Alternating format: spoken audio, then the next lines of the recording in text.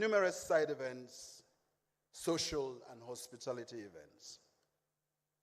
Before we delve into the heart of the event, allow me, ladies and gentlemen, to convey our deepest, and I mean deepest and sincere appreciation to the Honorable Professor Njuguna Ndungu, Cabinet Secretary for National Treasury and Economic Planning, AFDB Governor and Chairperson of the Boards of Governors, for his sterling work and dedication during his tenure at the helm of the affairs of the bank's highest decision-making body, and for ensuring that Kenya, as host, held nothing back in ensuring that we had very successful annual meetings. Please join me to thank him.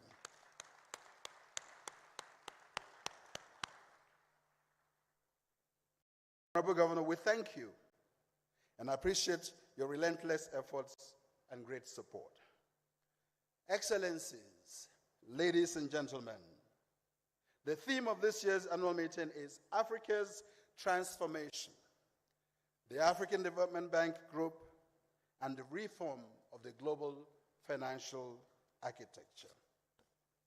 It is therefore our hope that the deliberations today will provide answers to the difficult questions embedded in the theme. Excellencies, ladies and gentlemen, without much further ado, I'd like to present the program of the opening ceremony.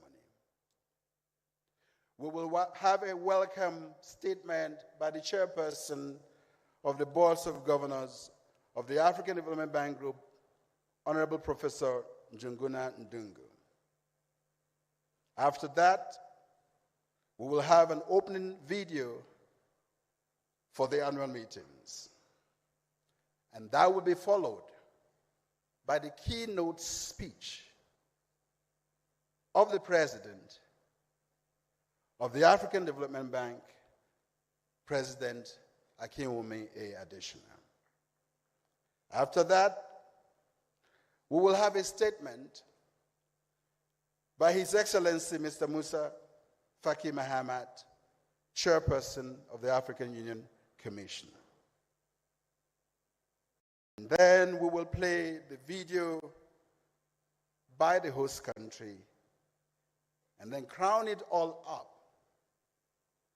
by the opening address of His Excellency Dr. William Samoei Ruto, President of the Republic of Kenya.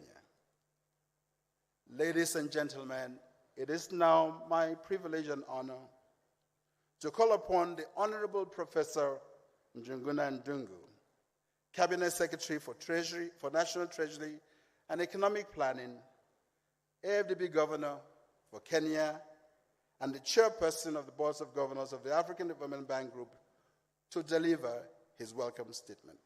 Mr. Chairman.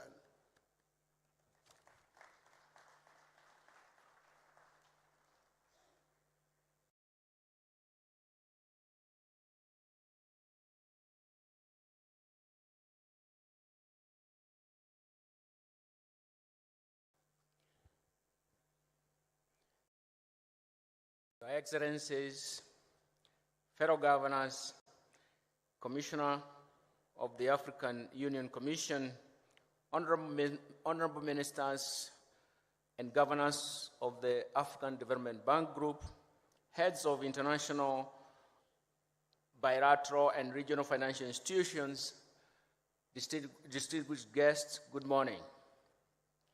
On behalf of the Kenya government and Chair of the African Development Bank Boards of Governors, allow me to take this opportunity to welcome you all to Nairobi for the 59th annual meetings of the African Development Bank Group. These meetings are being held closely after the recent meetings of the World Bank's IDA 21 Replenishment Summit that the government of Kenya was privileged to host, and His Excellency, the President of the Republic of Kenya, is a champion. I'm therefore delighted to welcome you back here at home in Nairobi. First, I want to begin by expressing our deepest appreciation for the warm and cordial relationship that exists between the African continent and our premier development bank, the African Development Bank. The African Development Bank mandate remains relevant and important to the African continent, as it supports a wide range of development activities that have supported in many ways the process towards economic vibrancy, economic growth, job creation, improved incomes, and better living conditions for the Africans and the African economies. We wish to reassure the bank of our continued commitment to this fruitful partnership and collaboration. Allow me also to convey my appreciation to the bank group for delivering a very relevant theme for this year's annual meetings, which is Africa's transformation, African Development Bank Group, and reform of the global financial architecture. This resonates quite well with the current global agenda and discourse on the need to reform the global financial architecture to be responsive to the dynamic needs of our continent. I'm glad that the annual meetings includes high-level plenary session for the launch of the bank's flagship publication, the 2024 African Economic Outlook, a presidential dialogue and thematic knowledge events on the theme. And this provides us with a unique opportunity to address Africa's challenges and opportunities at the highest decision-making levels.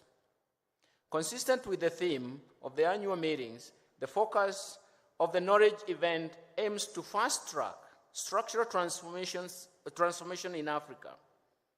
This is a panacea to faster socioeconomic transformation, in addition to addressing the importance of reconfiguring global financial architecture as an engine for structural transformation.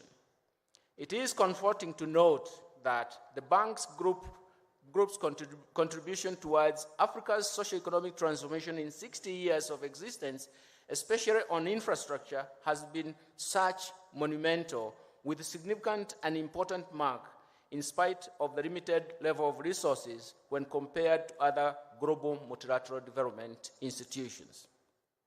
Excellencies, ladies and gentlemen, as we reaffirm our strong support to the African Development Bank, I urge colleague governors to deepen their discussions around the increase of the general callable capital.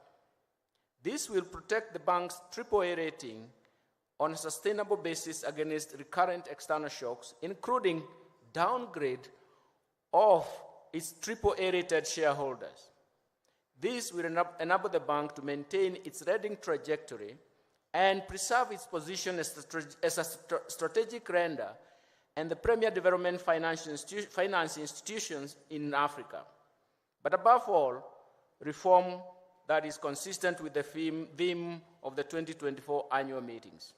Excellencies, ladies and gentlemen, in the midst of the global and even regional challenges, we have opportunities to reboot our policy framework and efforts to develop a more competitive and integrated economies in Africa that will attract greater investment.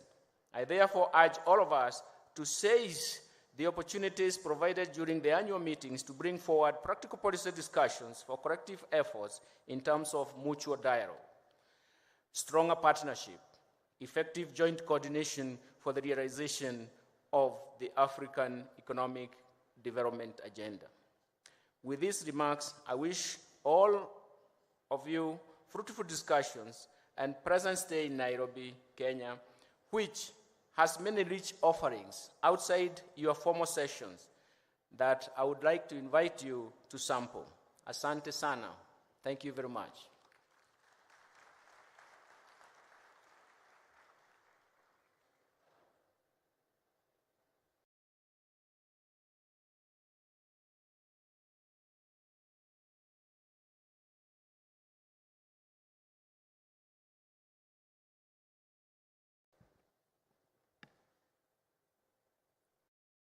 With those welcoming words of our chairperson, I'd like to introduce the 2020 annual meeting opening video. Please cue the video.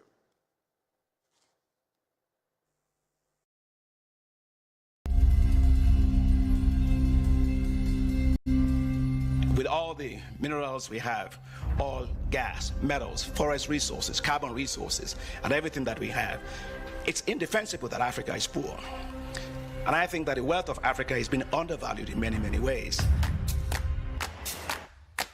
Africa has the potential to drive global emissions down and grow sustainably as the world transitions towards renewable energy. Africa hosts the world's largest green energy sources, including solar, wind, hydropower, and geothermal. But Africa loses $7 to $15 billion a year from adverse climate conditions. The continent only accounts for 3% of global emissions, but receives about 3% of global climate financing. Africa receives only 0.5% of global development aid to fight against poverty, and African countries pay up to 5 times more in financing than most developed countries. Simply put, the cost of debt is drying up Africa's economic growth. Is it fair? To achieve the United Nations Sustainable Development Goals by 2030, the African Union's Agenda 2063 and the African Development Bank's High 5 priorities, the global financial architecture needs to be reformed. If we choose transformative, new and right actions, if the global community starts accounting for the natural untapped capital owned by a country as a share of its GDP, African countries in particular would be able to access more affordable financing and better credit ratings. If the world simplifies global climate finance systems, it would increase access to global climate aid for the African countries that need it the most. If domestic resources are not used to pay the cost of debt, Africa could accelerate industrialization and develop green energies as industries. To do so, multilateral development banks have a critical role to play. The African Development Bank initiative to rechannel SDRs to multilateral development banks could multiply their impact by 5. We are now working with my brother of the African Development Bank to make it possible for regional development banks to use SDRs as hybrid capital. Maybe we might consider even changing the name of that SDR to supporting development revitalization. It's a different way of SDR, but it works also for us. The forthcoming 17th replenishment of the ADF should be doubled to 25 billion per replenishment cycle, thereby facilitating greater levels of concessional financing to its 37 low-income member countries. And when we say we want to deconstruct the risk that makes the lending to the global south prohibitively expensive as compared to lending in the global north, then I think we know what we mean. We are not talking about charity. Ultimately, the reforms to the international financial institutions will benefit all of us. We need to turn ifs into realities for the multilateral development banks to finance even more transformative, innovative, and sustainable projects. It is to the African Development Bank Group's credit that it has tangibly supported more than 5,400 projects in 60 years and in the process improved the lives of millions of people. Je suis très heureux parce que je sais que mes amis, mes descendants, mes enfants, tout le monde va passer sur ce pont. Et ça rallie tout Abidjan. La Y4 est ouverte, le tunnel d'Abobo est ouvert, le canal est ouvert. On va aussi au tsunami. On s'en a pas non soleil. Et on s'en warning. I'm very happy because this time I'm receiving a lot of customers from both two countries, Malawi and Zambia. It's because of the new one border stop which has come and making people easier to move. Kwa hivyo nilipojiunga huku CRDB, Malkia account nikachukua mkopo, kwa hiyo nikaongezea kwenye mtaji. Ilikuwa nilianza kidogo kidogo, sikuwa nilianza kukopa kidogo, nikimaliza naongeza. Kwa hiyo biashara ikawa kubwa. Le projet d'alimentation de la ville de Zagora, d'Agdez et de toutes les communes avoisinantes à partir du barrage d'Agdez a été parmi les grands projets structurants. Donc nous sommes fiers de sa réalisation. Il va permettre de sécuriser l'approvisionnement pour une population de 300 000 habitants. These first 60 years of successful, transformative and impactful investments by the African Development Bank are only a beginning. Now is the time to leverage the successes and lessons of the past. Now is the time to our vision. And now is the time for even greater ambition to bring about the transformative change Africa needs. Together, we can make it happen. So, welcome to the 2024 African Development Bank Group's annual meetings as we celebrate 60 years of collective, transformative and visionary development leadership and transformative solutions as we lock hands together to create a better future for all Africans. Avec votre soutien, le groupe de la Banque africaine de développement continuera à susciter l'espoir, à innover, à diriger et à utiliser sa position de première institution financière d'Afrique pour accélérer le développement de l'Afrique.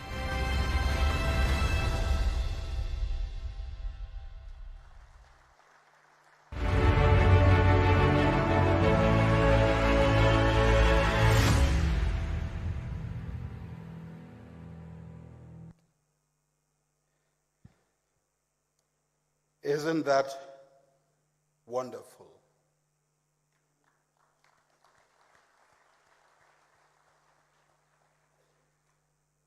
May I welcome His Excellency President Paul Kagame, President of the Republic of Rwanda, who has just arrived. Welcome, Excellency. Excellencies, ladies and gentlemen, please join me in welcoming. I've given him so many names. Some call him the evangelist in chief, and others call him the optimist in chief. The president of the African Development Bank, Dr. Akinwumi A. Adesina, who apparently is the AAA president of a AAA bank. Welcome, Mr. President.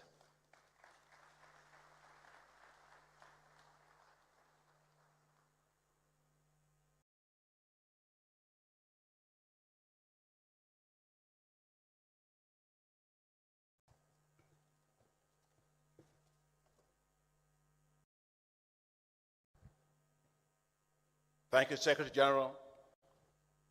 Your Excellency, Dr. William Samuel Ruto, President of the Republic of Kenya, and our host.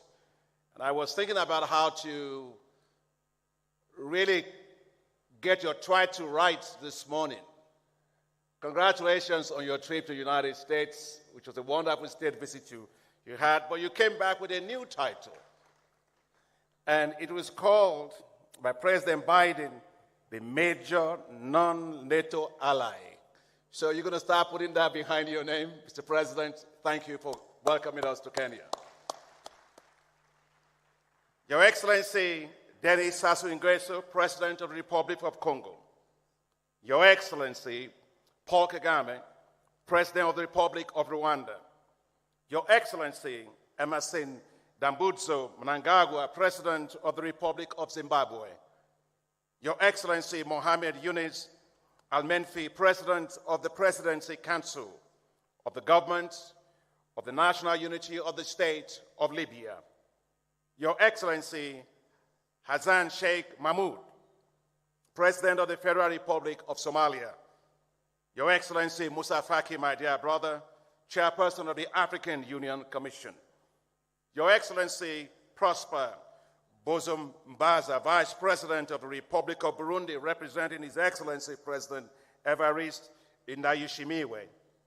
Your Excellency Sarah Kungogelwa Amandila, Prime Minister of the Republic of Namibia, representing His Excellency President Nangolo Umumba. Your Excellency Ali Lamine Zain, Prime Minister of the Republic of Niger and a former staff of the African Development Bank.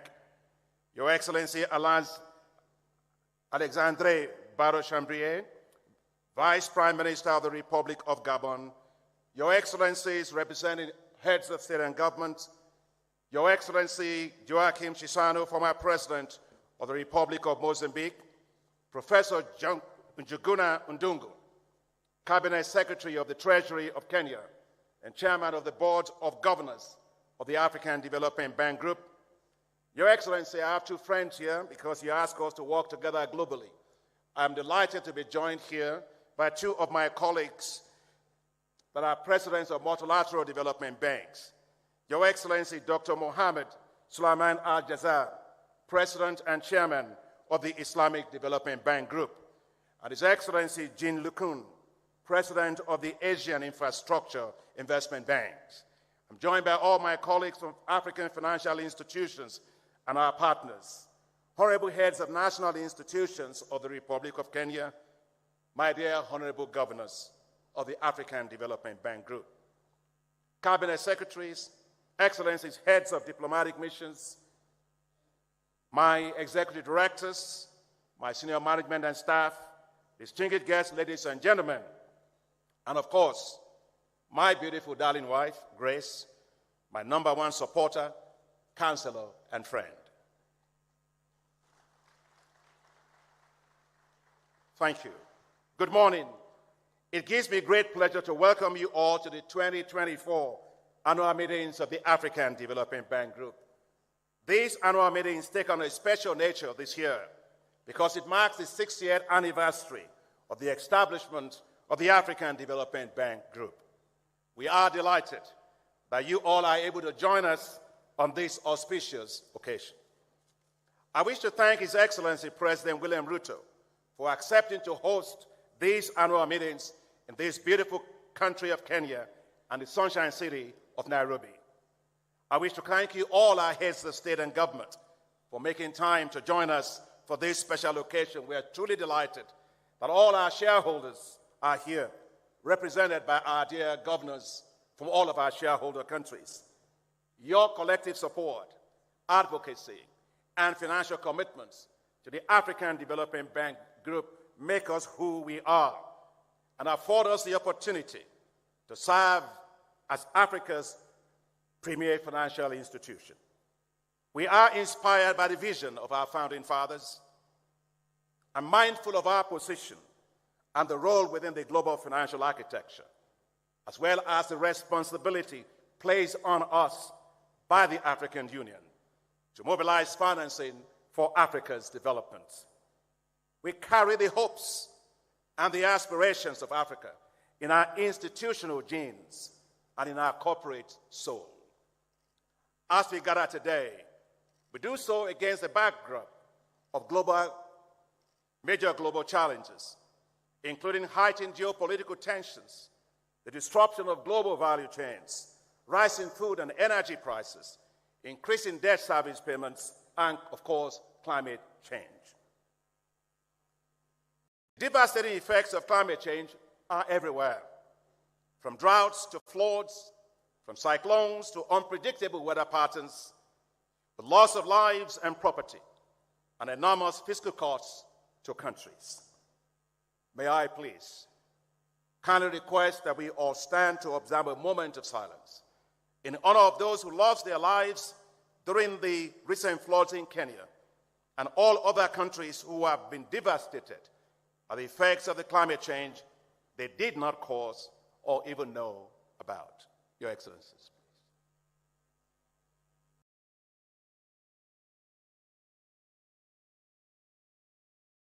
Thank you very much. May their souls rest in peace. Even as we remember them, we must be resolute about taking decisive action to build more climate-resilient economies. And that's why I applaud President Ruto for hosting the landmark Africa Climate Summit right here in Kenya, where we collectively agreed to put Africa at the heart of global climate change efforts, especially climate adaptation. Your Excellencies, African economies are showing great resilience, despite the challenges posed by climate change, geopolitical tensions, global inflation, and rising debt, among others. The African Development Bank projects that Africa's real GDP growth will rise from 3.1% in 2023 to 3.7% in 2024 and 4.3% in 2025. Importantly, despite these headwinds, more than half, and that is 31 countries, achieved higher real GDP growth rates in 2023 than in 2022. And most importantly, 10 African countries are among the 20 fastest growing economies in the world. I think we've done well against the headwinds. I think we deserve a clap for Africa. The African Development Bank Group strongly supports African economists. In 2023, our financing totaled $10 billion across all of our high five priorities: to light up and power Africa, to feed Africa, to industrialize Africa, to integrate Africa, and to improve the quality of life of the people of Africa. These high fives, Your Excellencies, ladies and gentlemen, are the accelerators of Africa's development. The bottom line is that the African Development Bank delivers. Since we launched these high fives in 2016, our financing has impacted the lives of over 400 million people. Last year, our work has significant impacts across the continent, with 11 million farmers provided with access to improved agricultural technologies, 8 million people provided with access to new sanitation services, 3.5 million people with access to improved transport, 2.8 million people provided with better health services, 1 million people provided with access to clean water, and over 443,000 enterprises provided with access to finance. The African Development Bank is highly responsive. When the Russian war in Ukraine erupted, it posed tremendous food security risks to Africa. To forestall a crisis, the bank launched a $1.5 billion emergency food production facility to rapidly support African countries in their ambition to reduce food dependency over a 2-year period. As of April 2024, we have approved loans and grants of $1.496, to be precise, billion for this emergency food production in 35 countries. We also got help and support from our shareholders. $323 million of additional support from the government of Japan, the government of the United States, Norway, Germany, and the Netherlands. We have therefore fully committed $1.8 billion to 35 countries. I am pleased to report, Your Excellencies, dear governors, that we have reached 10.5 million farmers and supported the production of 26 million metric tons of food, valued at $10.79 billion, or 90% of our target market value, and we still have about 2 seasons to go. Your Excellencies, dear governors, the African Development Bank is a strategic partner of choice, trusted by countries. Right here in Kenya, when I came to see His Excellency President Ruto, he talked about our support making a huge difference at the State House. As he mentioned to me, President Ruto mentioned to me that when I visited, he says, thanks to the African Development Bank, we increased the number of households in Kenya that have access to connectivity to electricity from 2.5 million to 10 million by 2023. Thank you for that testimony, Your Excellency, Mr. President. On one of my trips to a village where the bank supported last-mile connectivity for low-income households, a lady whose name was Grace, and that's not Grace, my wife, that's also Grace, told us about the impact of our work. When asked if she knows Dr. Adeshina as I was walking in front of her, she said no. When asked if she was aware that the African Development Bank, as President Ruto was saying, finance the project. She said, no, all I know is we once were in darkness, now we have light. Our impact is felt where it matters most, in the lives of the people we serve day and night. The African Development Bank has consistently invested in infrastructure. In the past 9 years, we have invested over $50 billion in infrastructure projects on the continent. By far the largest investment of any multilateral development bank or institution. And the impacts are visible. We are raising $3.2 billion for the East Africa Standard Gauge Railway connecting Tanzania, Democratic Republic of Congo, and Burundi. We are providing $500 million towards the development of the Lobito Corridor to link Zambia, Angola, and the DRC. We are mobilizing $375 million for financing the railway linking Nigeria to Niger Republic. We are mobilizing $3.5 billion to $5 billion towards the development of the Liberty Corridor that will link Liberia and Guinea. We have worked with our partners under the Africa Investment Forum to mobilize $15.6 billion of investment commitment towards the development of the Lagos-Abidjan corridor. Together with Africa 50, whose board I share and is a great institution, we are mobilizing $630 million for the construction of the road and rail to link the Republic of Congo and the Democratic Republic of Congo. We are financing the Guassib-Nado Highway in Morocco and the 1,000-kilometer highway linking Addis Ababa to Nairobi and Mombasa, which has expanded trade flows between Ethiopia and Kenya by 400%. That's who we are, a solutions and impact-driven bank. The African Development Bank, your bank, is in very strong financial shape. We have maintained our AAA rating, the only AAA-rated financial institution in Africa, by all global credit rating agencies. The bank posted strong financial records for the year 2023. First, income from loans and treasury investments increased from $775 million in 2022 to $1.73 billion in 2023, an increase of 123%. Second, the net income before distributions at $545 million is the largest ever in the history of the African Development Bank.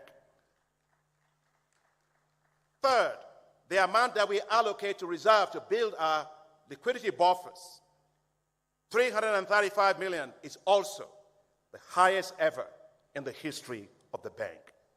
I wish to thank the executive directors of the bank and their advisors, as well as my senior management and staff at the bank for their hard work and efforts, and please join me in thanking them.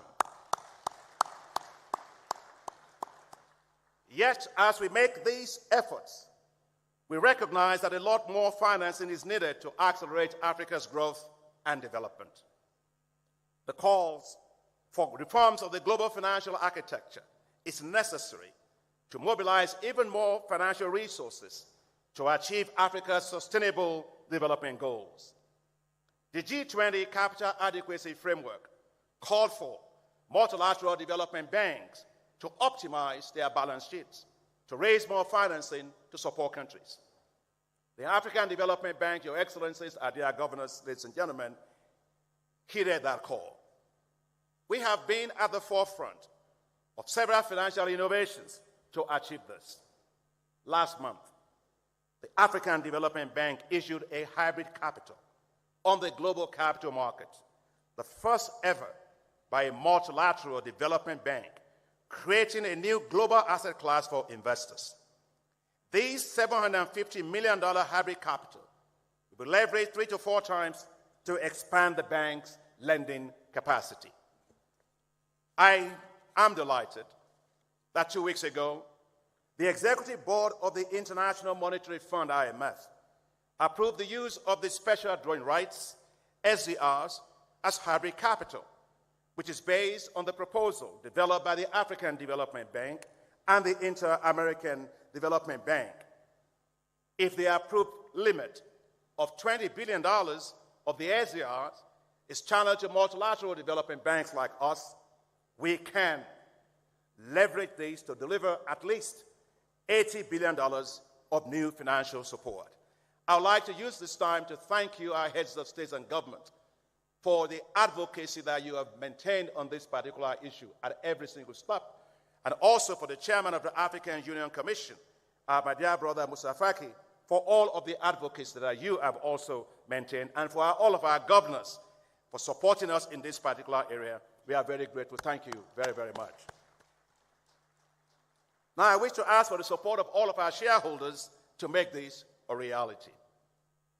Your Excellencies, dear governors, ladies and gentlemen, to tackle climate change, the African Development Bank is well on its way to reaching our goal of mobilizing $25 billion in climate finance. Last year, we devoted 45% of our total lending to climate finance. Our climate action window, under 16th replenishment of the African Development Fund, with support from the governments of the United Kingdom, Netherlands, Germany, and Switzerland, opened its first call for proposals. The response was amazing. It received over 2,000 proposals, and the 359 shortlisted application requests were close to $4 billion. The bank, your bank, is building strong and effective global partnerships to deliver more for Africa. Through the support of the G7, we are accelerating women's access to finance through what we call the Affirmative Finance Action for Women in Africa, or AFAWA, in partnership with the Africa Guarantee Fund, which is now working with 169 financial institutions in 43 countries. And I would like to say that Africa will go faster when we make sure that it flies with two wings. No bird flies with one wing. When we support our women, they actually run most of our economies. I think Africa will go faster, more inclusively. AFAWA, Your Excellencies, their governance is the first ever gender-focused collateralized significant risk transfer with counter guarantees provided by the government of Netherlands and France in support of scaling of finance for women. So far, AFAWA has approved $1.7 billion and financed over 18,300 women-owned businesses. And by the end of this year, AFAWA will have reached $2 billion in support of 30,000 women-owned small and medium-sized enterprises. Your Excellencies, their governors, to support youth entrepreneurship in Africa and to create youth-based wealth, the bank has established Youth Entrepreneurship Investment Banks in partnership with the French Development Agency, Agence Française de Développement, and other partners with support from the bank's multi-donor Youth Entrepreneurship Trust Fund.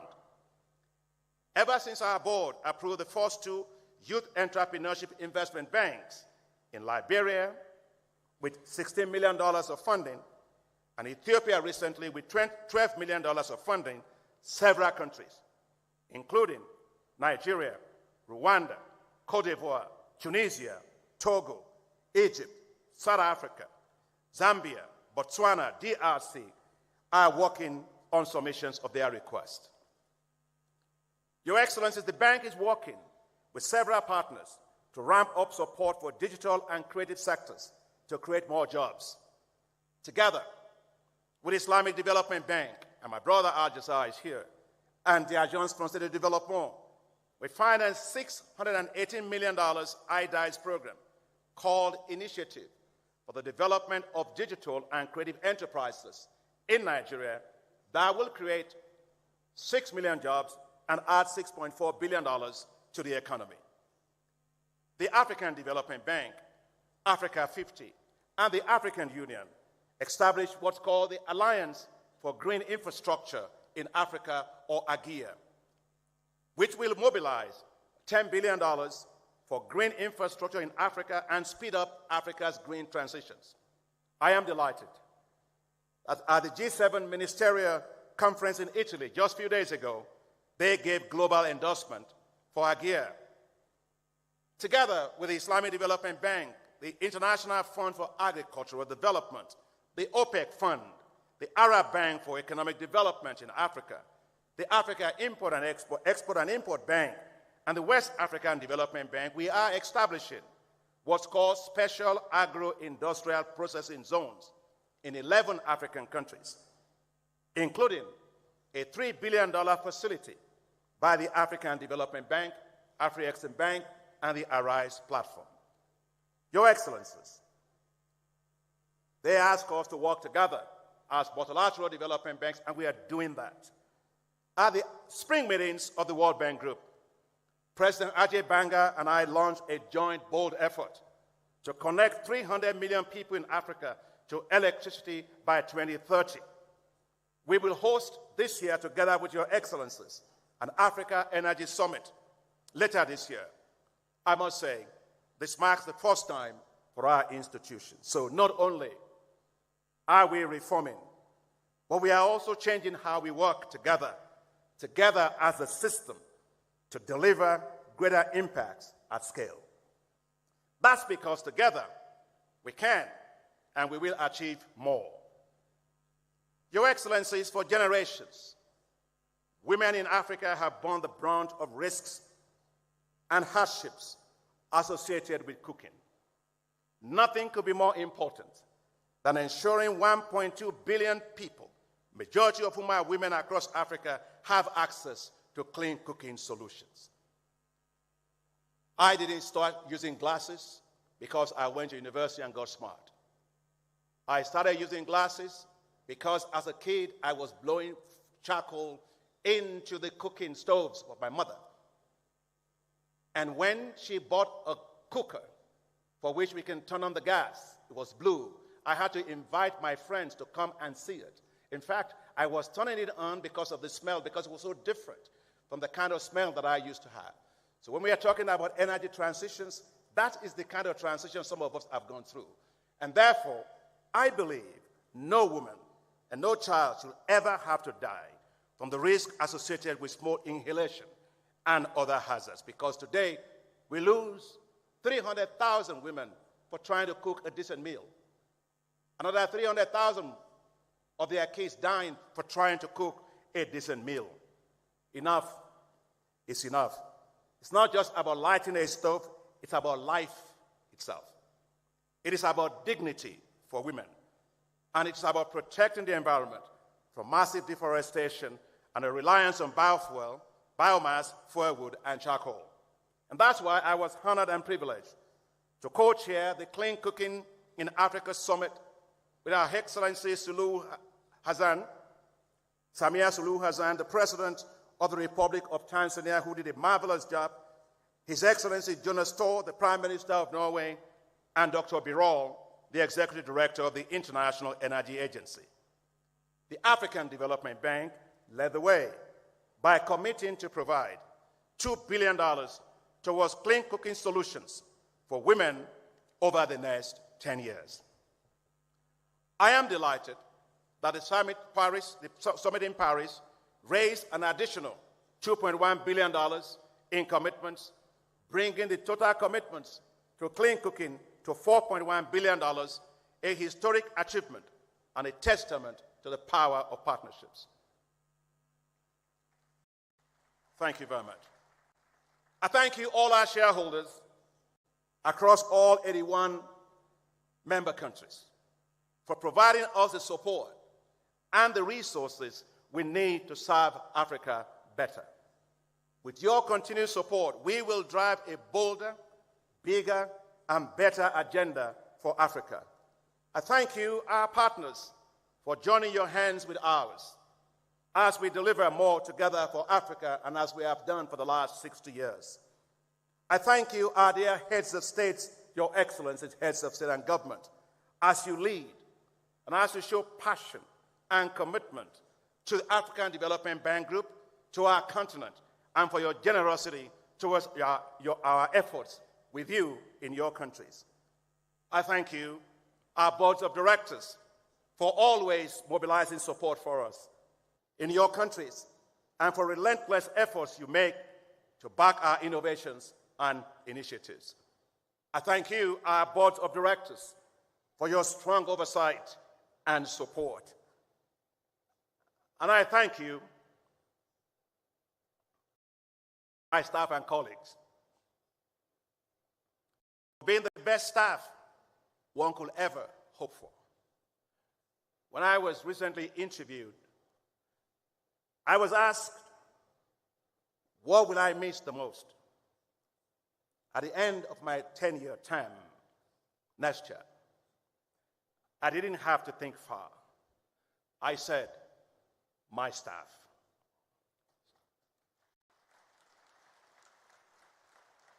So I'd like my staff to please stand. All my staff to stand.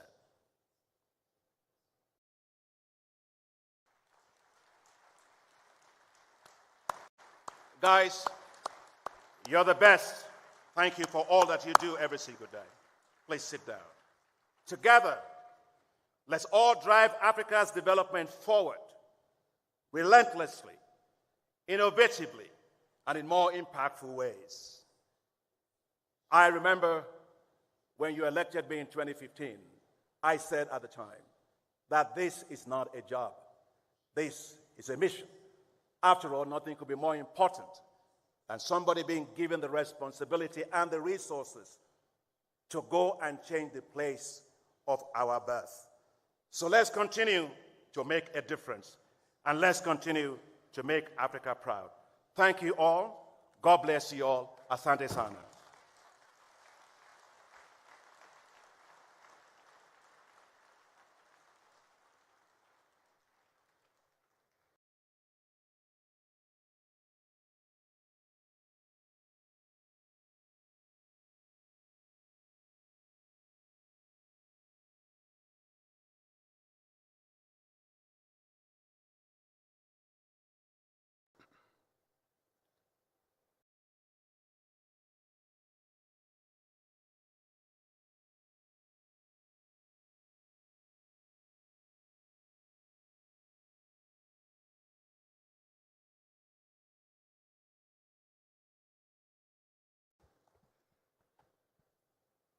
Ladies and gentlemen, please put your hands once more together for the President of the African Development Bank.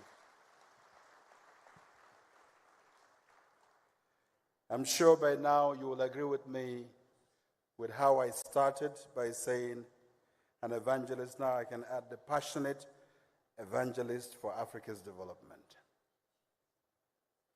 Ladies and gentlemen, it is my honor to call upon His Excellency, Mr. Musa Faki Mahamat, Chairperson of the African Union Commission, to deliver his statement.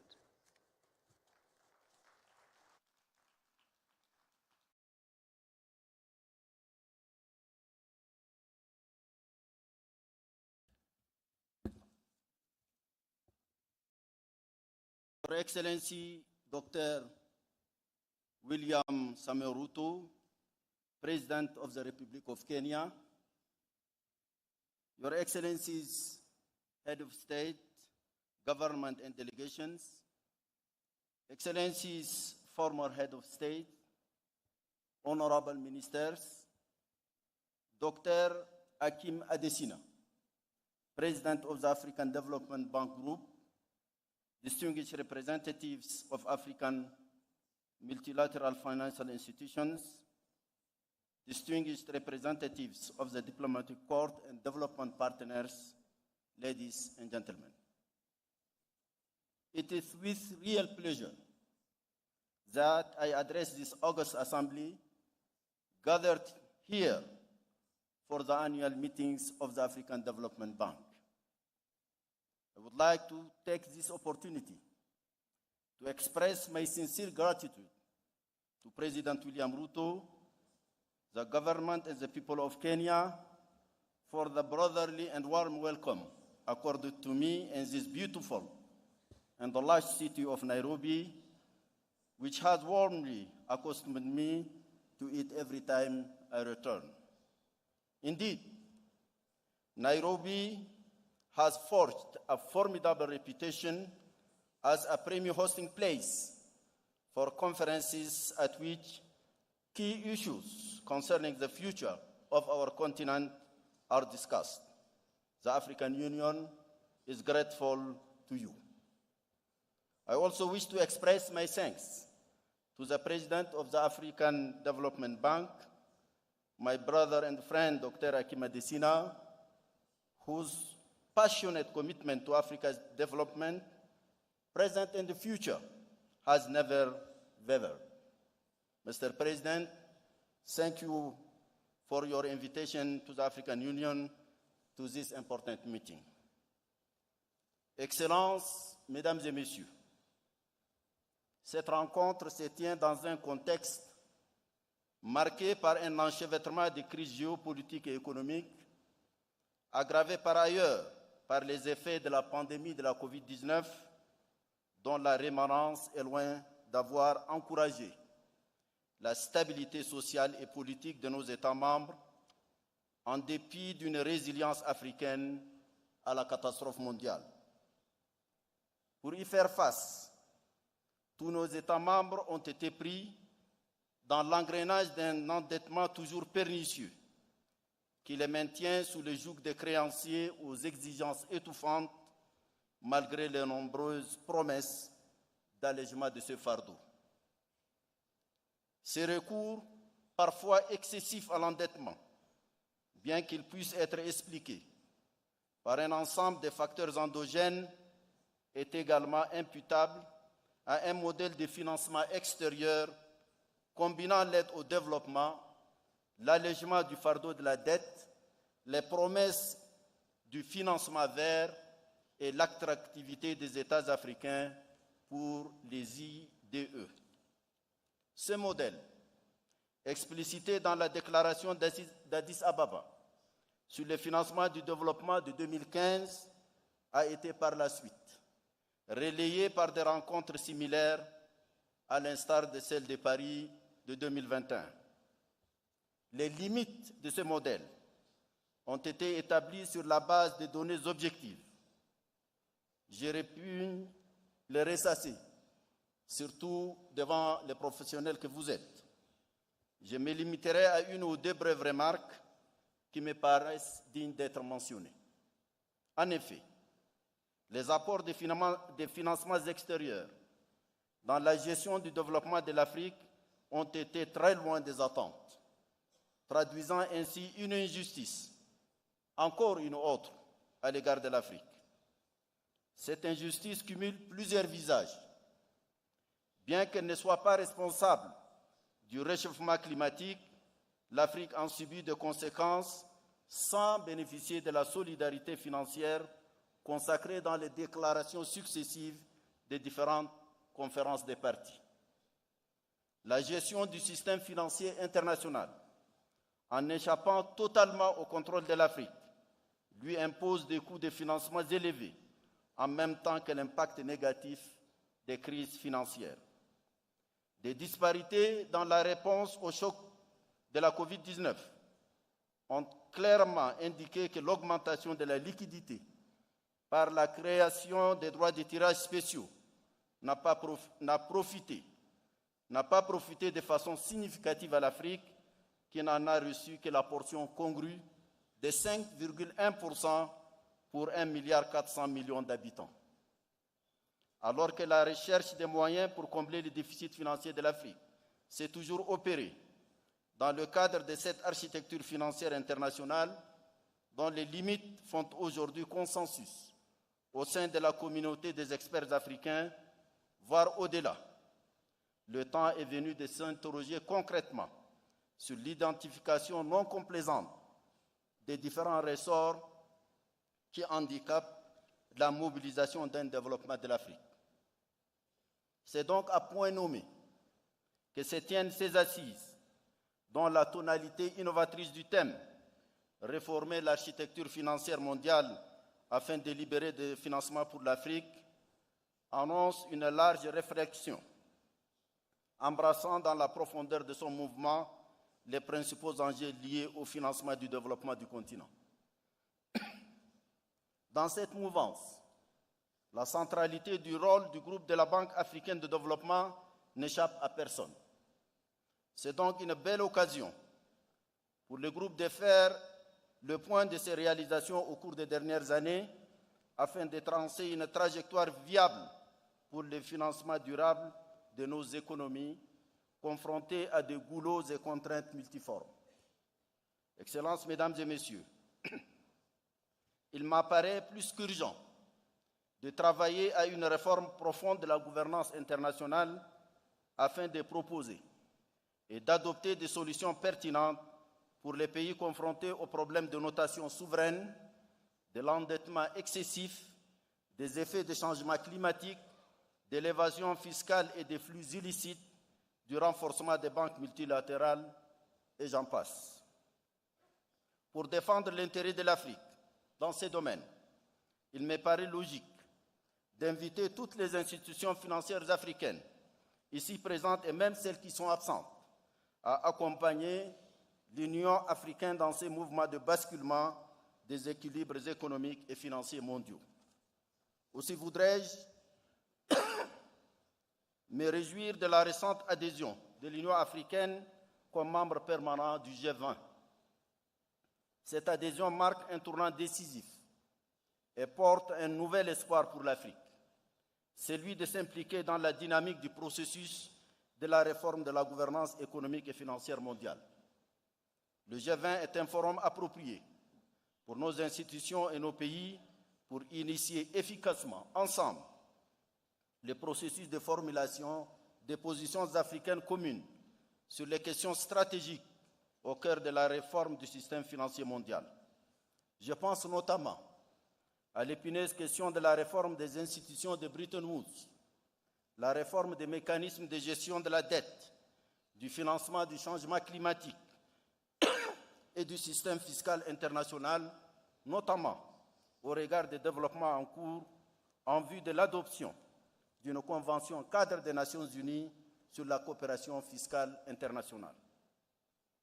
Pour nous préparer à une éventuelle reconfiguration de l'architecture financière internationale, il nous revient d'accomplir, sans retard, nos propres réformes monétaires et financières.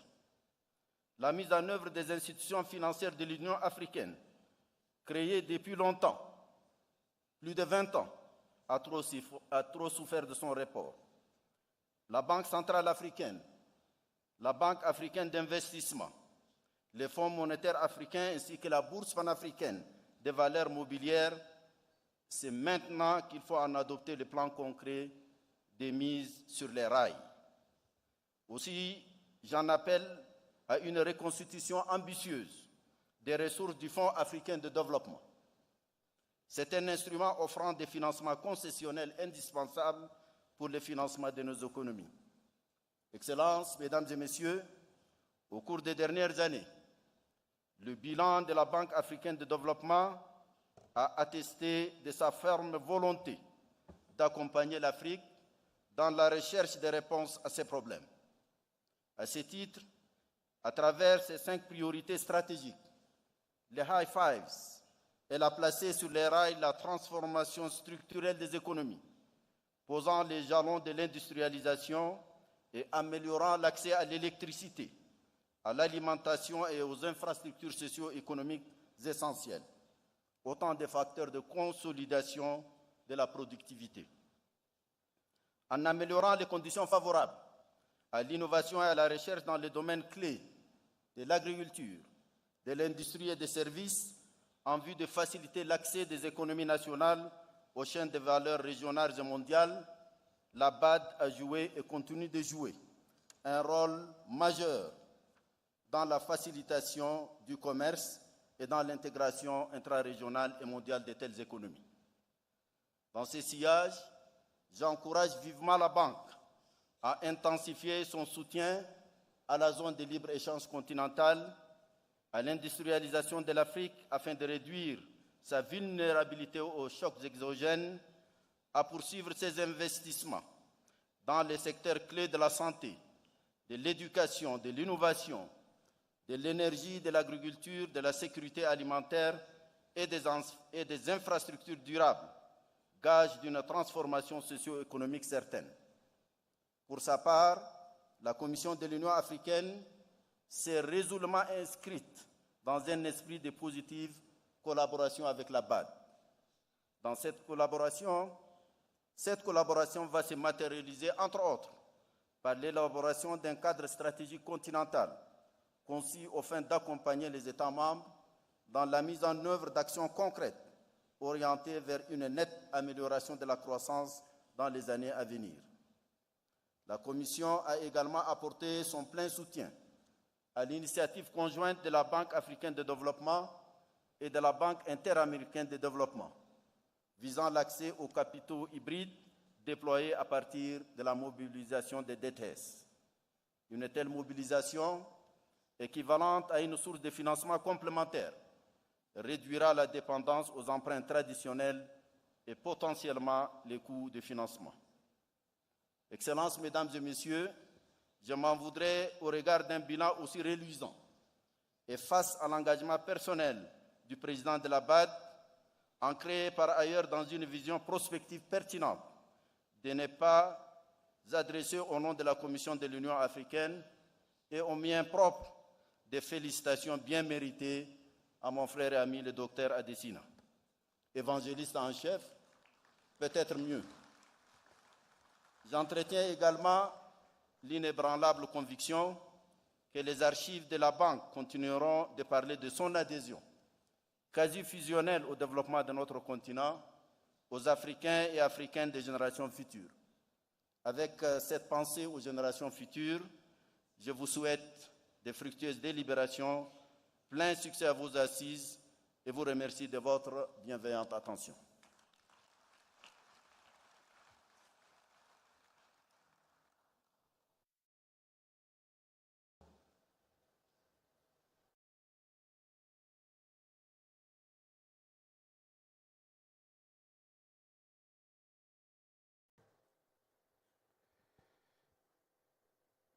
Excellencies, ladies and gentlemen, please join me in thanking the chairperson of the African Union Commission for his address.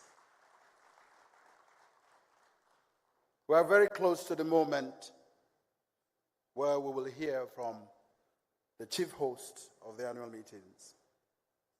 But before then, may we please play the video from the host country. Welcome to Kenya, the great home of many firsts in the world. Sitting comfortably in a small corner of the eastern side of the African continent, Kenya is the economic powerhouse and the hub of East and Central Africa, and steadily realizing its full potential as a global player on the world stage. With a growing and youthful, creative and innovative population of about 54 million people, Kenya is the fourth largest economy in the sub-Saharan Africa, strategically located as a gateway to Africa, with strong growth prospects supported by an emerging urban middle class and an increasing appetite for high-level goods and services. Kenya is ranked 56th out of 190 economies in the Ease of Doing Business Index and boasts of a large pool of young, talented, highly educated, skilled and sought-after workforce in Africa. As an influential member of various trade blocs including East African Community EAC, COMESA and Africa Continental Free Trade Area, Kenya as a channel in providing seamless access to almost 560 million people across the region and potentially millions more through further integration into bigger economic communities across the continent and the world. It is the region's logistical hub, playing a big role as a transshipment hub for goods moving to landlocked countries in East and Central Africa through the expanded Mombasa and Lamu port.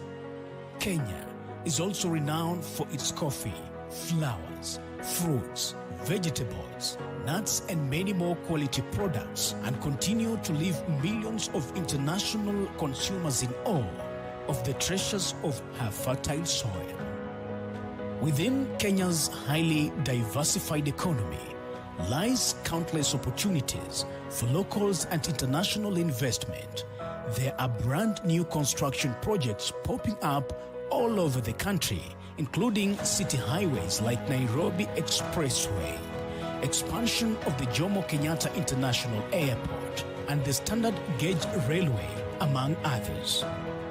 This exponential infrastructure development, coupled with political and economic stability locally and regionally, highlight enormous growth potential for several sectors, including mining, agriculture, manufacturing, energy, and the blue economy. Kenya has come a long way in its journey to become Africa's Silicon Savannah, from being just another outpost for multiple multinational companies to spawning revolutionary apps, softwares, and digital innovations that are the envy of even the most advanced economies in the world. And when the local and foreigners are not busy bolstering Kenya's economy, they're enjoying her bountiful natural beauty and vibrant city life. World-famous sites and attractions are dotted all over the country, on pristine beaches, wild plains, beautiful lakes, and towering mountain peaks. Not only is Kenya the home of some of the world's most beautiful sights and wildlife, it has also given rise to a number of prominent global figures who have shot to global stardom in international football, athletics, entertainment, and even world politics. So, as Africa and the world head into an uncertain yet promising future, Kenya continues to rise and sets the pace as a pioneer across the board with big, bold, and brave steps. This is Kenya. For more information, visit www.makeitkenya.go.ke.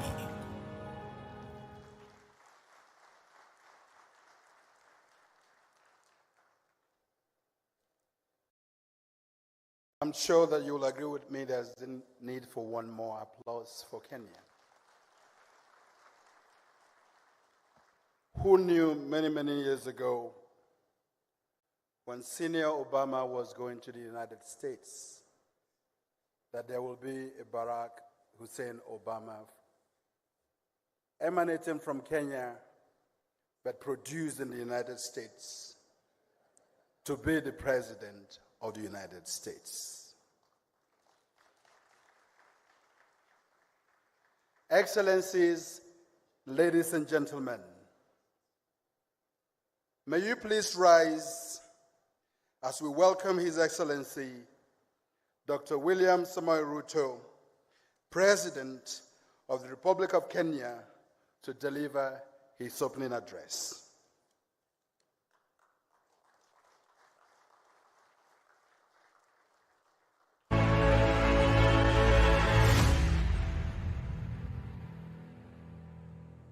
Thank you very much. Please take your seats.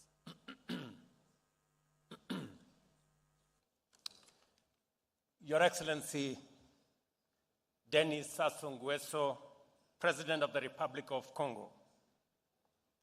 Your Excellency, Emmerson Mnangagwa, President of the Republic of Zimbabwe. Your Excellency, Paul Kagame, President of the Republic of Rwanda. Your Excellency, Hassan Sheikh Mohammed, President of the Republic of Somalia. Your Excellency, Mohammed Yunus Memfi, President of the Presidential Council of Libya. Your Excellency, Mohammed Musa Faki Mahamat, Chair of the Africa Union Commission.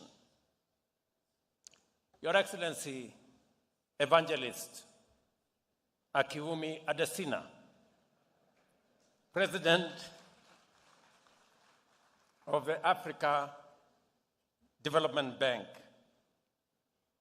Your Excellency, former President Joaquim Chissano of Mozambique, Your Excellencies, Vice Presidents, Prime Ministers, representatives of heads of state, Your Excellency,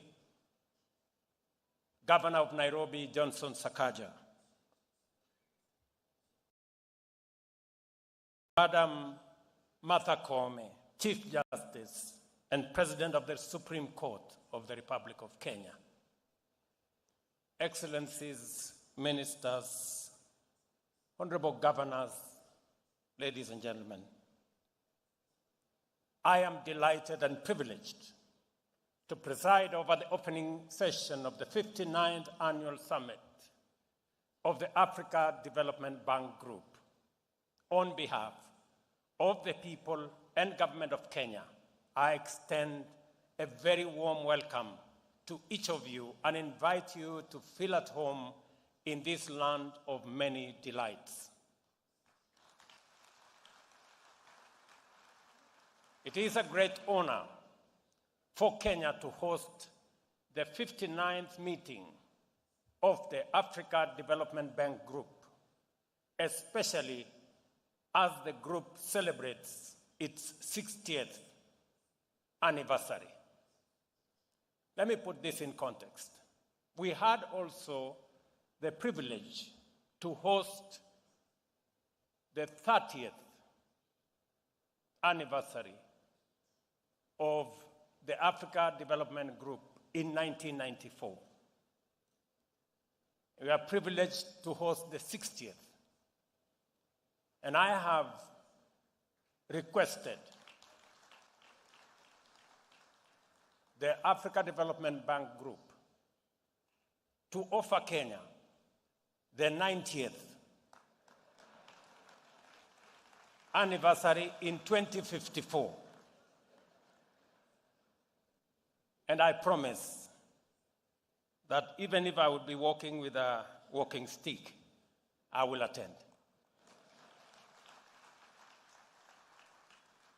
This milestone should frame our deliberations and engagements during these meetings. We are gathered here to reflect on the progress of our continent that has made in realizing the founding vision of this institution, the Africa Development Bank. Formed in the first decade following the independence of most African countries, the Africa Development Bank embodies the Pan-African ideology of sovereignty, prosperity, and unity.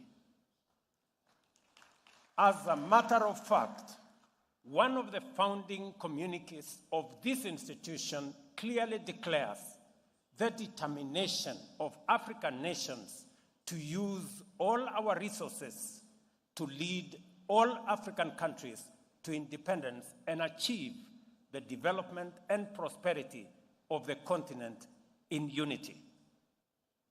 That was done 60 years ago.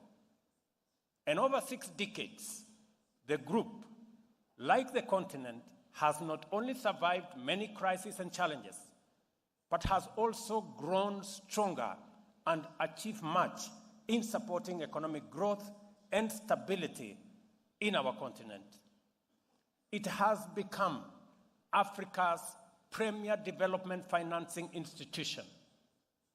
To date, it has financed 5,432 projects across our land, 4,036 of them which have been completed, provided a mechanism to coordinate the fight against poverty, improve the standards of African financial institutions and other institutions, and contributed significantly to conflict prevention and resolution. You agree with me, ladies and gentlemen, that Africa Development's performance has been nothing short of sterling.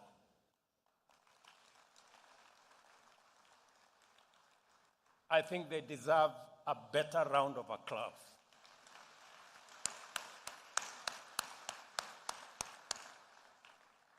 Nevertheless, the pace of African economic growth and development has not kept pace with the rest of the world. More concerning is that the pace of African development remains far behind its undeniable potential. Intra-African trade remains low, with its share of global GDP less than 3%. Africa's share of global trade is also low, at just about 2%, and our exports are primarily unprocessed produce and raw materials. Not surprisingly, the rates of poverty and unemployment are still high on our continent. The vulnerabilities arising from this situation undoubtedly contribute significantly to conflict, economic refugees, and in this age of frequent extreme climate shocks, climate refugees. There is tremendous urgency in developing and implementing transformative interventions to turn things around for our continent, our countries, and our people.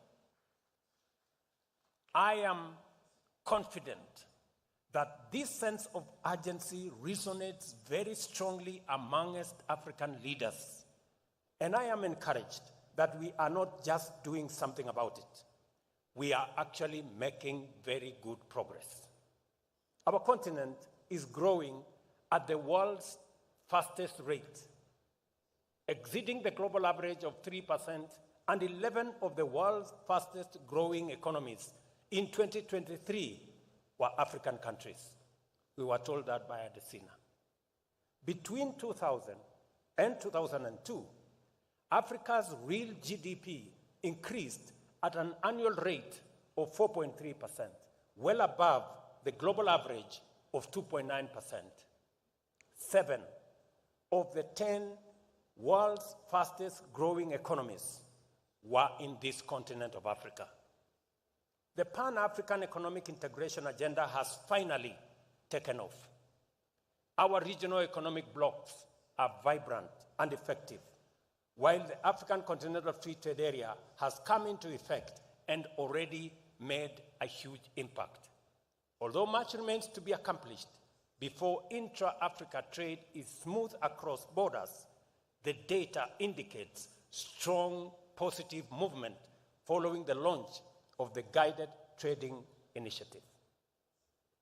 As we look into the future, with this optimism, we are also cognizant of the immediate challenges we must confront and overcome. Africa faces multiple serious challenges, including geopolitical risks, the broader effects of armed conflict, the COVID-19 pandemic and its effect, disruptions in the global supply chains, and persistent extreme weather due to climate change and macroeconomic instability. To compound these crises, the economies of the continent continue to bear the burden of rising costs of servicing huge national debts, caused in part by high global interest rates and, of course, external shocks. I am, however, confident that the strong positive response by African leaders and nations to the Africa Union Agenda 2063 signals our collective intent to undertake radical transformation of African economies, achieve sustainable development goals, and unite our people in prosperity. We have what it takes to succeed, and current activities show movement in an encouraging direction. To achieve this transformation, a consistent commitment of substantial resources is required to invest in infrastructure, industrial capacity to deliver rapid growth. However, we face the rigid barrier of global financial architecture that is fundamentally misaligned with our aspirations. We routinely borrow from international markets at rates far above those paid by the rest of the world, often up to 8 or 10 times more. These rates are said to factor in something arbitrary called risk profile that is notably not applied when considering mineral extraction, even in areas of active conflict.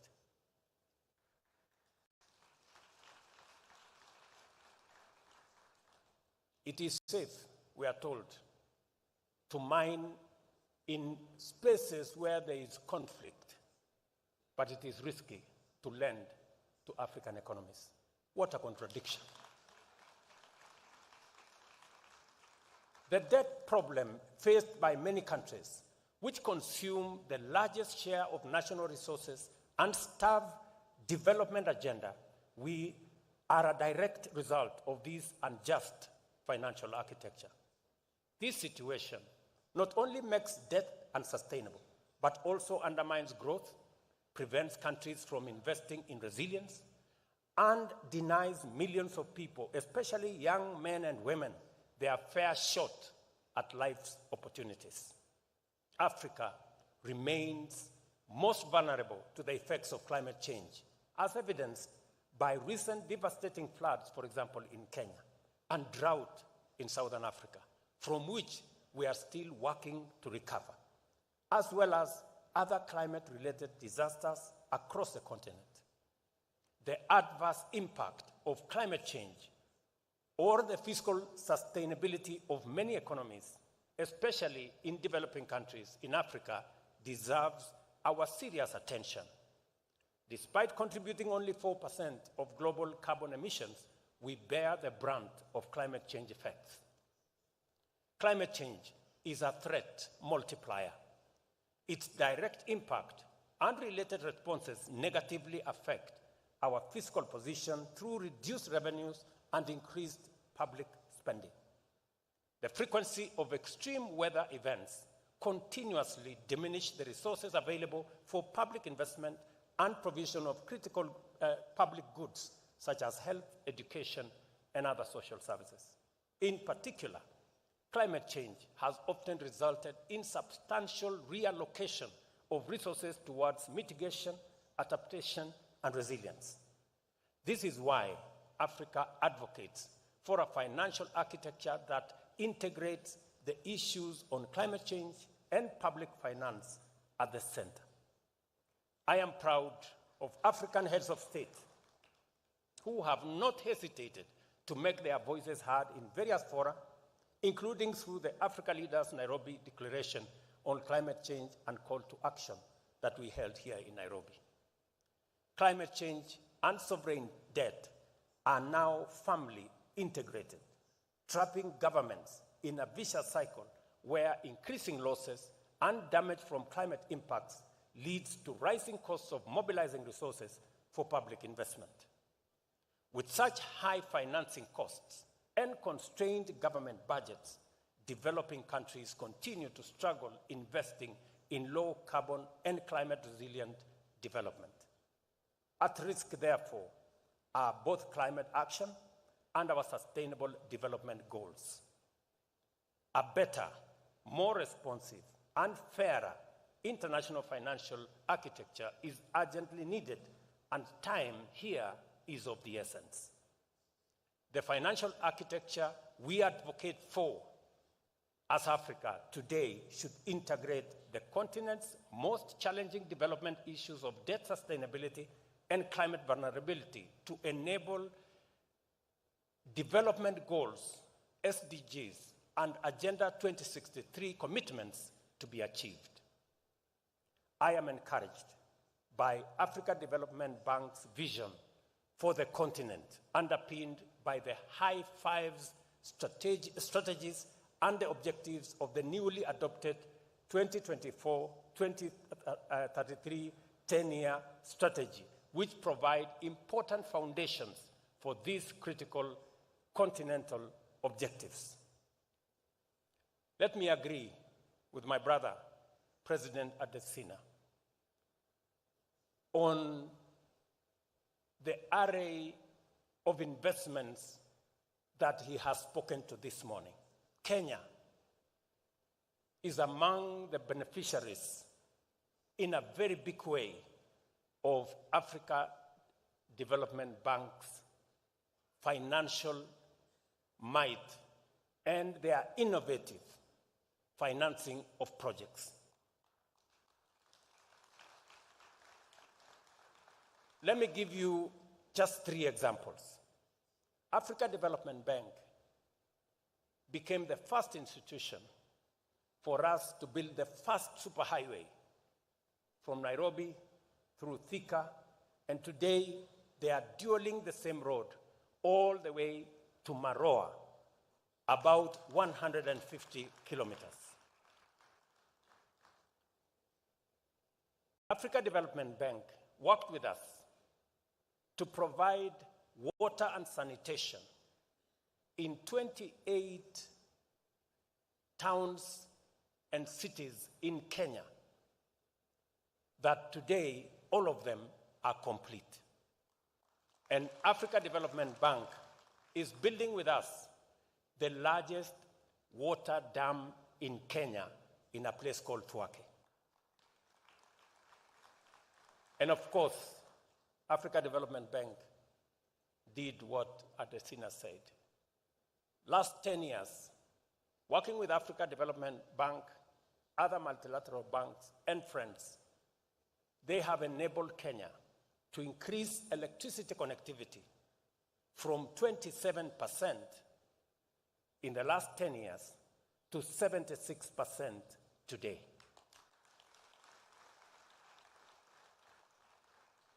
We have been clear and consistent in our advocacy. Africa is neither seeking handouts nor asking for charity. We are a continent of sovereign people who aspire to grow in a just multilateral system and access development financing on fair terms. Ladies and gentlemen, that is not too much to ask. We were clear at the Africa Climate Summit last year when we called for reforms of the international financial institutions and a range of new global taxes to fund climate action. We were clear at COP28 in Dubai last December when we once again emphasized the urgent need to mobilize investment for climate transition in developing countries from public and private sources globally. We also agreed to support the creation of markets that can mobilize resources at scale and called for the reform of the international financial architecture. Today, we assert that transforming the international financial architecture is an imperative that will give Africa a fair chance to turn its immense potential into opportunities to overcome multiple challenges and develop inclusively and sustainably. I take this opportunity to reiterate my call at the recent concluded IDA 21 summit here in Nairobi, that we appeal for a substantial 17th replenishment of the Africa Development Fund by at least US $25 billion to increase its capacity to continue providing concessional financing to the least developed African countries. We therefore call on our donors and development partners to scale up their investment in our continent's premier development financial institution, the Africa Development Bank. To further strengthen the capacity of our multilateral development institutions, we strongly support the proposal to rechannel special drawing rights through the Africa Development Bank as endorsed by the Africa Union's Assembly of Heads of State and Government. And because we must believe in ourselves for others to believe in us, and we must invest in these institutions for others to invest in them, Kenya has made the decision that over the next 3 years, we are going to invest $100 million in enhancing our shareholding in Africa Development Bank, Afri-Exim Bank, and Trade Development Bank.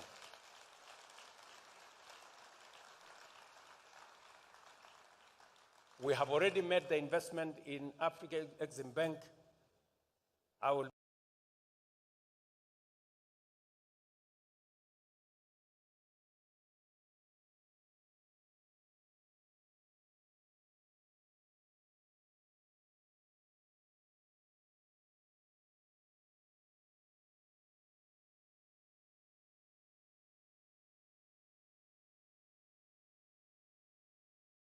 be discussing with my brother.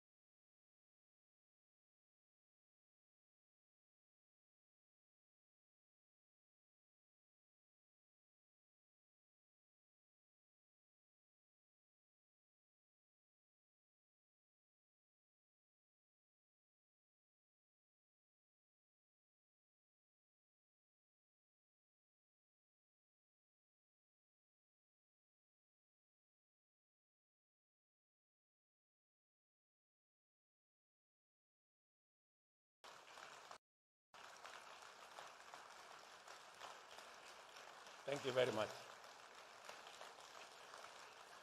Thank you. Thank you very much. It is a demonstration that for us to raise $25 billion,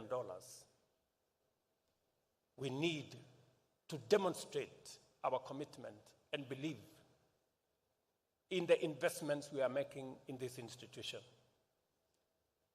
Nobody doubts that investing our resources in Africa Development Bank is a logical, it is a profitable investment. I have since had I was motivated by the profits I saw and the dividends that will be paid.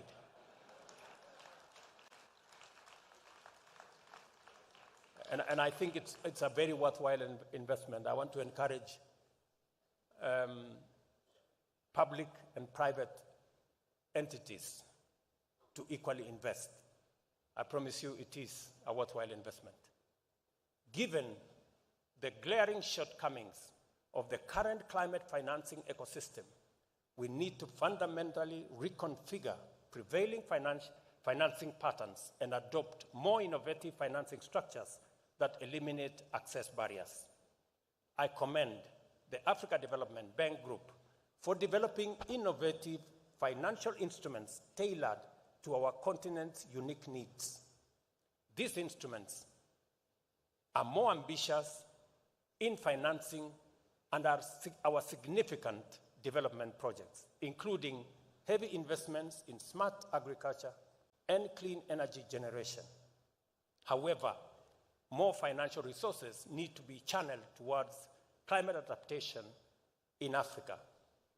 At my last meeting with President Adesina, we were discussing them extending our water program, which we started with the Africa Development Bank, to phase 3, where we are discussing now a $400 million facility with the African Development Bank for water harvesting, water storage, and irrigation that will support Kenya's food security, especially in the context of the effects of climate change. Ladies and gentlemen, at this juncture, I wish to underscore the critical role of the Africa Development Group's annual meetings in advancing progressive discourse, structured dialogue, and knowledge events. These engagements provide an opportunity for collective deliberation and facilitate the dissemination of relevant knowledge among high-level decision makers in Africa from different sectors, including government leaders, academics, and the private sector, among other key players. The 59th annual meeting takes place at an important juncture in our continent's developmental history. I am confident that all of us gathered here are able, willing, and ready to apply ourselves accordingly and do justice to our common agenda of taking Africa to the next phase of transformation through constructive deliberations. Let me say this finally. My colleagues, the heads of state and government in Africa, asked me to take over the baton from my senior, President Paul Kagame, on reform of institutions of the Africa Union. It is an assignment I intend to work on with the support of my colleagues to align it with aspirations of today, and so that we can support more financial institutions like the Africa Development Bank and all the other continental institutions to support Africa's development and progress. As I take over the assignment from President Kagame, let me make 4 points on that reform. Number one, we will be proposing that the Africa Union Commission, the executive, be given sufficient power to be able to prosecute Africa's economic diplomacy, so that we can unlock the potential of our continent, so that we can showcase the assets that we have, our mineral assets, our agricultural development assets, our human capital assets, our natural resources assets, and use them to create investment opportunities so that we turn our potential into opportunity and opportunity into investment and create a better Africa for all of us. Number two, to make Africa Union a fit-for-purpose organization to take charge of the consolidation of the African market through the Africa Continental Free Trade Area. Today, in Africa, intra-Africa trade is only 15%. Intra-Asian trade is 60%. Intra-European trade is 70%. Intra-Africa trade is 15%. We are struggling looking for markets everywhere except in our continent. We must believe in ourselves. We must first sell to the market that we have in our continent. It is the silver bullet. And it is what is going to increase the contribution of trade from Africa from 2% to the next level. Number three, we must make Africa Union fit for purpose to secure this continent. The Africa Union must take charge of our peace, security, and stability. The Africa Union must make us solve the problems of conflict and war in our continent. We cannot progress as a continent if there is war in Sudan, there is trouble in Somalia, there is problems in DRC, there is problems in the Sahel. We must take charge of our security. We must take charge of our stability, and Africa Union must step forward to be counted to provide that cover. And finally, the Africa Union must work with us to close the infrastructure gap. We will be proposing 4 assignments. The Africa Union was initially a liberation movement. We must repurpose it. We must re-engineer it so that it addresses the challenges of the moment. We will also be making a proposal to have a much more accountable Africa Union. Today, Pan-African Parliament has no connection to the Africa Union executive. We are proposing that we are going to reduce the size of the Pan-African Parliament to make it much more cost-effective from 275 members to 100 members. One woman, one man from every country. And make it a full-time organization.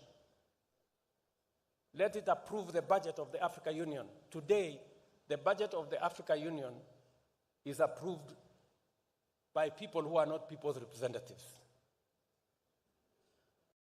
We want the people of Africa to take charge of this continent. And finally, we must bring about the Africa Court of Justice so that we can sort out our issues. We don't want any African to be dragged to courts elsewhere to sort out our issues.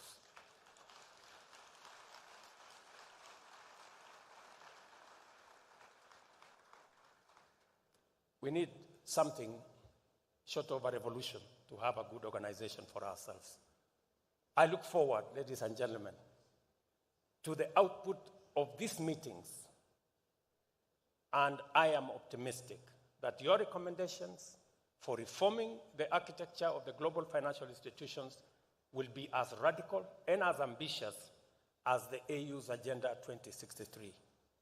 Your participation here promises viable solutions to enable our countries mobilize sufficient resources to close Africa's development financing gap and accelerate our structural transformation across the continent. Ladies and gentlemen, the 59th annual meeting of the Africa Development Bank Group is now officially opened. I thank you.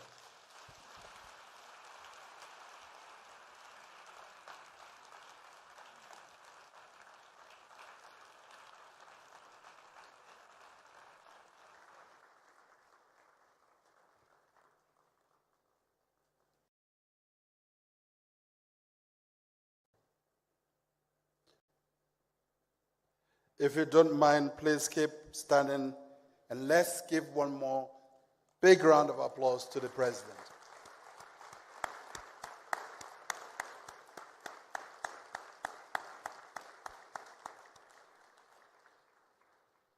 You may be seated. Now there's a challenge between President Ruto and President Adesina as to who is more passionate evangelist. Ladies and gentlemen, Excellencies, with that strong and inspiring address, we have come to the end of the opening ceremony, and we will now transition to the Presidential Dialogue, Africa's Transformation, the African Development Bank Group, and the reform of the global financial architecture, which will then be followed thereafter by the commemoration, a short commemoration ceremony of the 60th anniversary of the African Development Bank. Thank you so much for being with us at this opening. The meeting continues, and I hand over to the team responsible for the dialogue. Thank you for having me.